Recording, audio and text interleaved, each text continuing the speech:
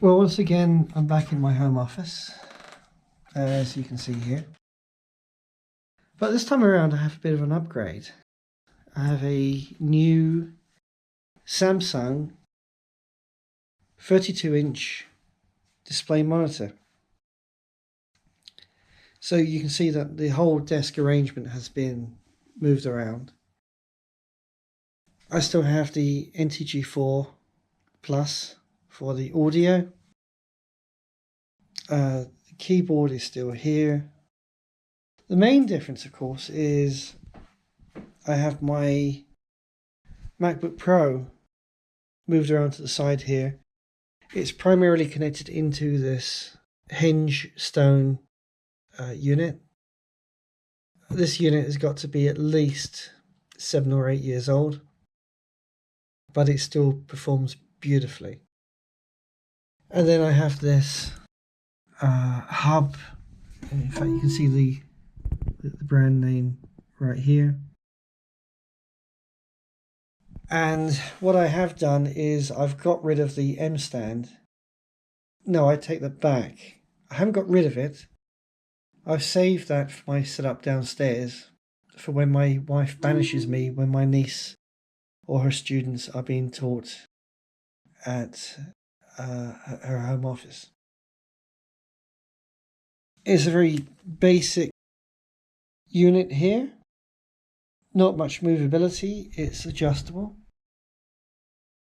But I wanted something a bit lower because by reducing the height, the wires here are quite short, and on the M stand, as nice as it is, I'd have to raise the wires somewhat, and sometimes that would tilt the hubs here. And I would inadvertently, on occasion, disconnect the hard drives. And just to let you know, I run about 5 hard drives at once, which in itself is a different story. But these days I mostly use hard drives to back up, and back up. So what can I tell you about the unit?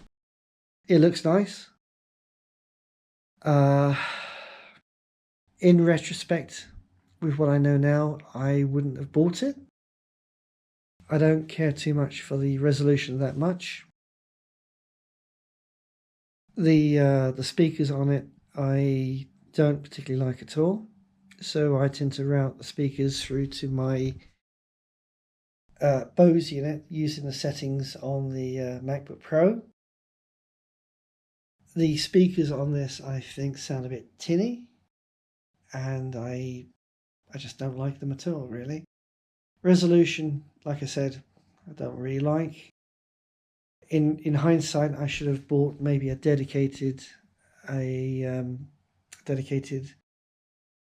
smart TV solution, perhaps, or maybe gone for something somewhat more expensive with a better resolution. This is not 4K. I didn't realize 4K made a difference at the time, but it does. Particularly when I'm reading a document. But I have to tell you, setting it up was not that complicated.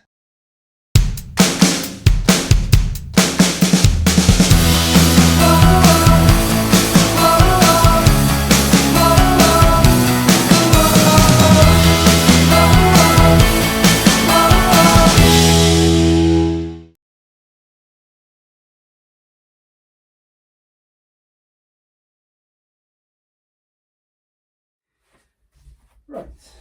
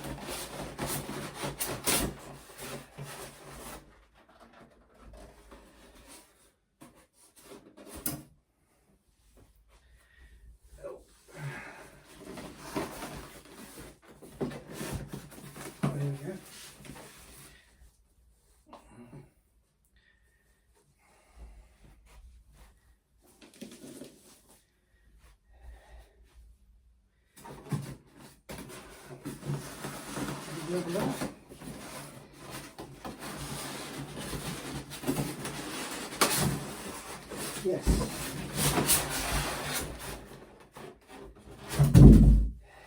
Yeah.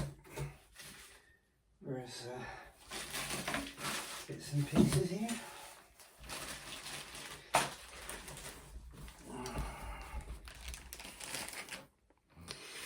One stand.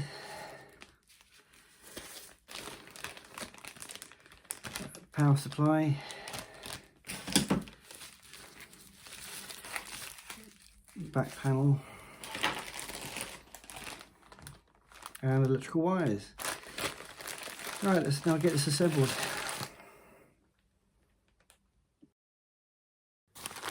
Let's take a good look here.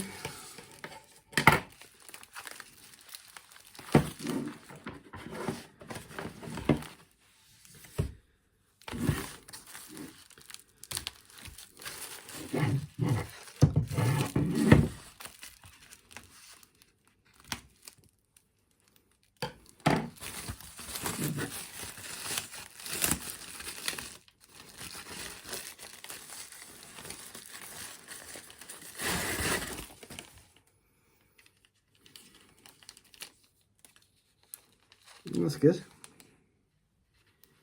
This is the stand plate.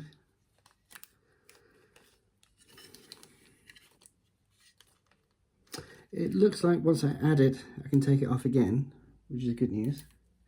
I was a bit worried it might be a clip in that doesn't come out. But anyway.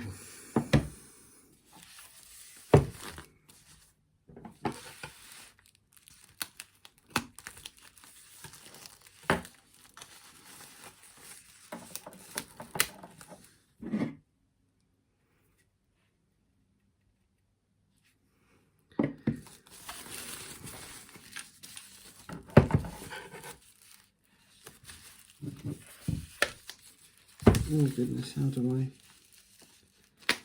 Aha.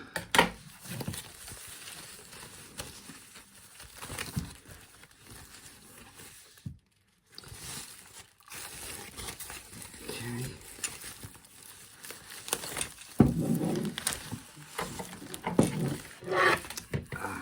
Here again.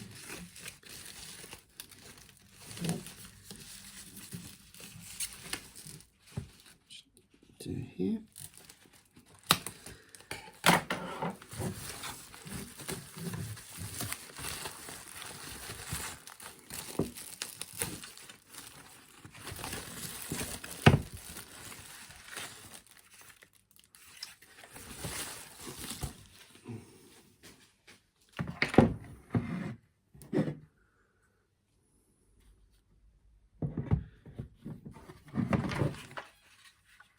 Okay, there is a screw plate down here.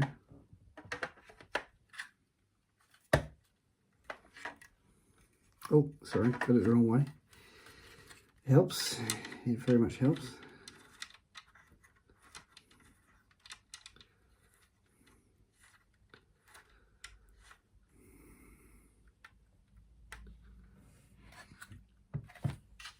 So that will go here.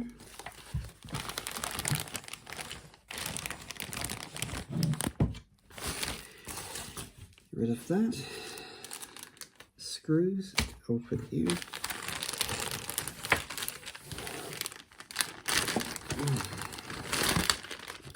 HDMI cable, a spare one here. Not a spare one, a needed one here. So that goes there.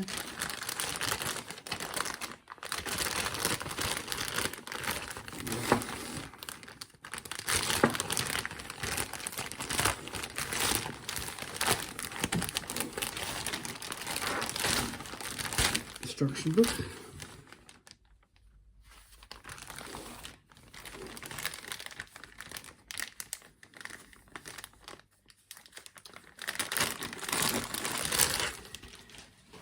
And this looks like a power supply.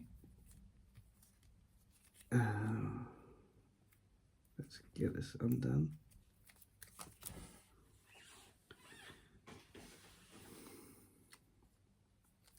Oh, it's the cable. Good. Now the fact is, a cable,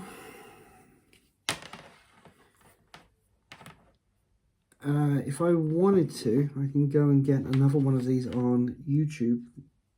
Not YouTube, I'm putting this on YouTube. Amazon, so I can increase the length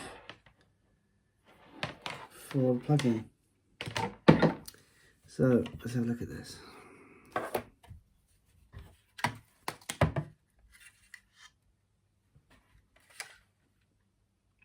I see.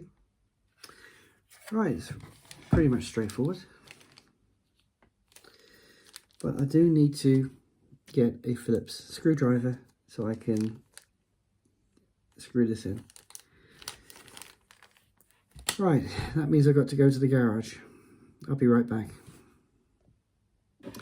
Right, I now have a screwdriver. Oh, I missed this earlier. There's also a power supply that electrical lead plugs into right here. So maybe I don't need to buy a longer lead after all. So anyway, let's get this screwed in.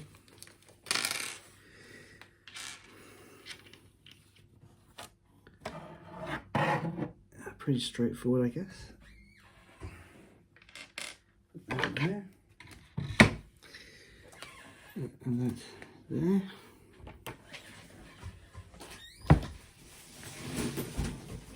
Oh my goodness.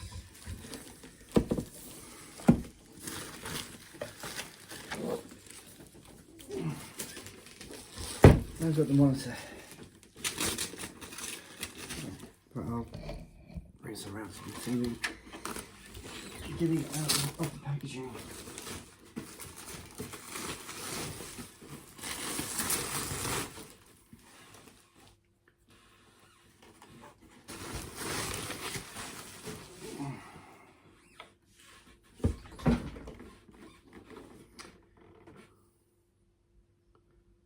Perfect. Perfect. So let's have a look here.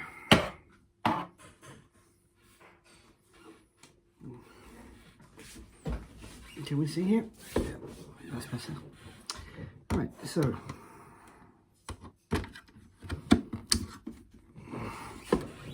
insert into here. Two screws are going in. And is it probably better if I didn't bring this around here?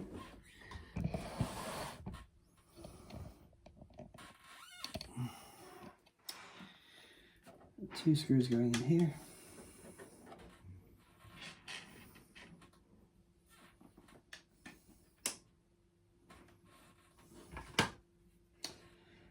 I doubt I'm going to keep the stand. I think I'm going to get myself a proper monitor arm, because I love the ability of keeping stuff off the desk. Let's screw these in. You can put, yes? Alright, I'll be right down. Timing is perfect because supper is ready. And I will finish off the installation in a second, but by moving this over here, and moving this over here.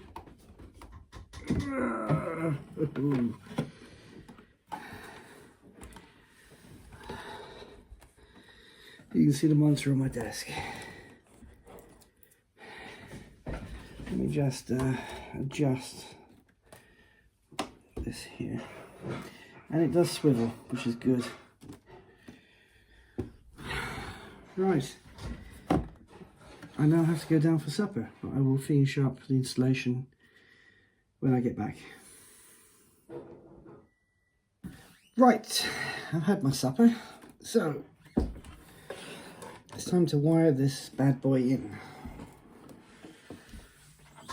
So let's pull this around, and we can see the connector right here.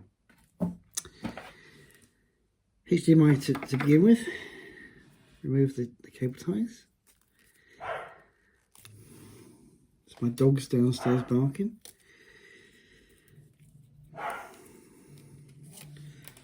Right. HDMI in. There's only one HDMI port as an FYI. Next is the power. So again, sorry about the background noise. My wife has decided to put the TV on, which is not a problem.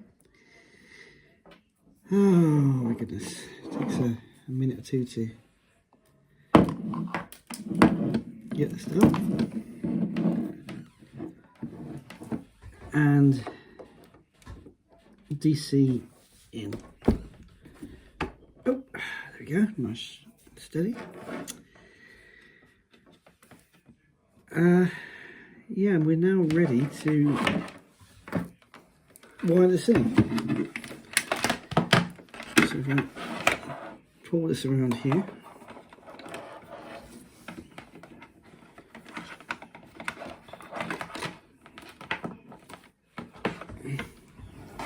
oh, and just so that you know, here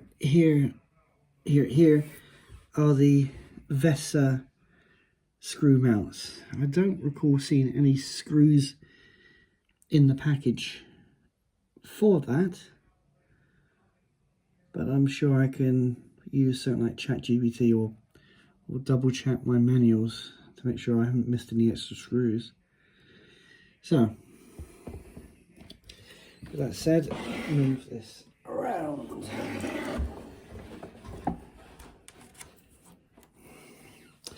Now on the, move this down a bit. Yep. On the bottom of the legs here, there are these sticky tape sort of protectors. So I'm just going to, oh my goodness, remove them.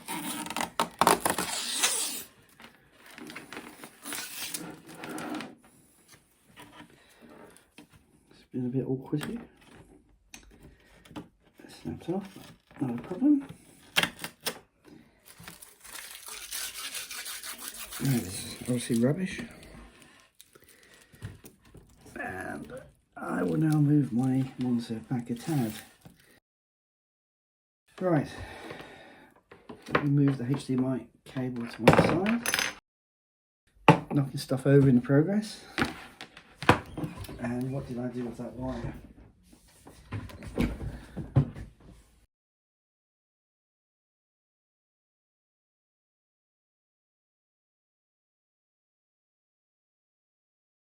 Anyway, all I can tell you, in all honesty, is this screen looks fabulous visually on my home office desk. There's a lot I don't like about it. I mentioned earlier that the resolution, I'm not a great fan. There's only one HDMI port at the back. The audio I don't really care for. Some people may love it. I personally dislike it. And like I said earlier, I tend to route the audio through this rather old Bose unit, which is probably about 10 years old now. It goes to show you I'm getting old because I go to myself, oh, I didn't buy it that long ago. And I did. But the setup is not bad. It doesn't have a video camera. So one of the things I did do was buy an external camera here, which is an emit. Let me see if I can find the box here. Oh, here it is.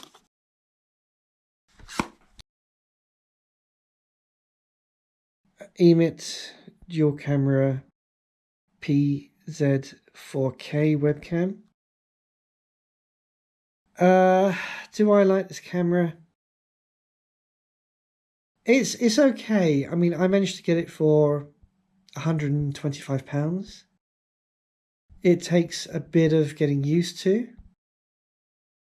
It can work without downloading drivers, although you don't get many of the features by not downloading the drivers, and I downloaded the drivers. And I'm getting used to it. Like all things in life, really, you've got to get used to bits and pieces to really get a feeling of, are they what you really want?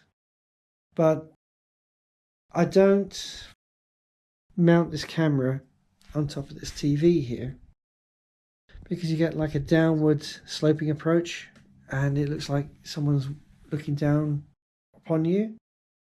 So when you're doing a video conference, it doesn't work that well actually. So take the height into account if you want to use it as your primary screen for video conferencing. I opted not to do that.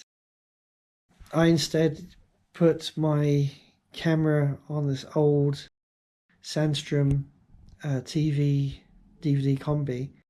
Resolution on that is not brilliant, and at some point I will replace that with a more better resolution, I presume. But it works for now. So when I do the video conference, I just move the screen over to here and video conference from here. What I will tell you is the people I speak to where I have tried to use the microphone in this camera have told me that the audio is rubbish.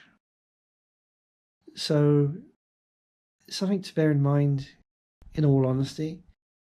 So what I tend to do instead is primarily route the audio, as I said, through to the microphone here, the Rode NTG 4 Plus. And like I illustrated in a previous video, I have it all routed through to this Rode AI-1, which works rather well.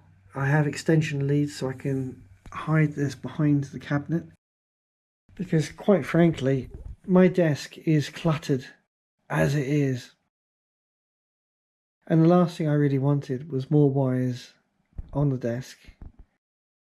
But I love gadgets, and when I see these minimalistic offices where it's primarily the speaker, the monitor and the laptop, I do wonder, well hang on a second guys, where's items like the printer? I have a printer here. This printer's, I'm guessing 6-7 years old. And I have my shredder, you have to have a shredder these days. And over here I have my scanner and my Brother printer for printing business labels. I don't know, I don't know if you really need to have a label printer on your desk, but I like having one. Because for me, when I do correspondence, I like to have something professionally typed out. I don't know, maybe I'm the weird one. Who knows? And over here, a charging unit here, which I guess I'm going to give a separate video to explain what that does. And an old power pack. I don't know how long I'm going to be using this because it's got the old fashioned connectors here for the iPhone. And with the iPhone going USB-C, unless I get some kind of adapter for this, I don't see myself using this much longer than the life of the new phone I get at some point. So that there is my talk about the monitor that I bought. And again, it's really a question of, is it your cup of tea? It's certainly a budget monitor. It does also, I forgot to mention at the back, as if you can see it here, it does have the ability for a VESA mount. And I will, at some point, put this on an arm so that I can move the monitor around. I really want to get rid of the stand here because it does take up desk real estate. Although it's not a bad design, I do want to reclaim that space so I can put bits and pieces like you see over here down below my desk. So anyway, that in a nutshell is my new monitor setup. So I'm not sure I'm giving you the best review on a Samsung monitor, but yeah, there you go.